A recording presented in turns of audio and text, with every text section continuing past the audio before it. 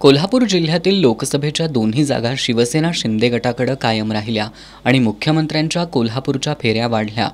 मुख्यमंत्र्यांनी आपलं ठाणं सोडून कोल्हापुरातच ठाण मांडण्याची जिल्ह्यात चांगली चर्चा होतीये।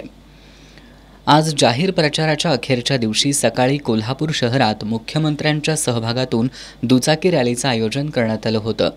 सकाळी 10 वाजता ही रॅली कसबा बावड्यातील पॅव्हेलियन मैदानापासून सुरू होणार असं निश्चित करण्यात आलं होतं। परंतु दुपारचे 12 वाजले तरी पॅव्हेलियन मैदानावर रॅलीसाठी अपेक्षित संख्येनं कार्यकर्ते जमले नव्हते। 12:30 वाजेपर्यंत इथं ना मुख्यमंत्री आले ना उमेदवार।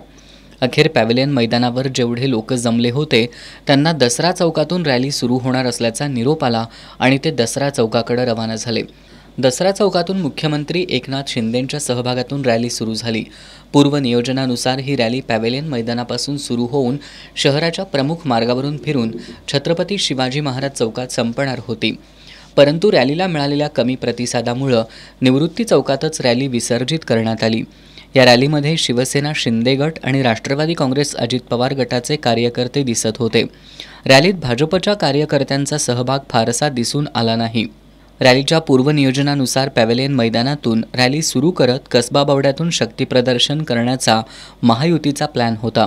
पण हा प्लॅन रॅलीला फारसा प्रतिसाद न मिळाल्यानं फेल गेल्याची आणि या रॅलीकडे भाजप कार्यकर्त्यांनी पाठ फिरवल्याची चर्चा शहरात रंगली आहे।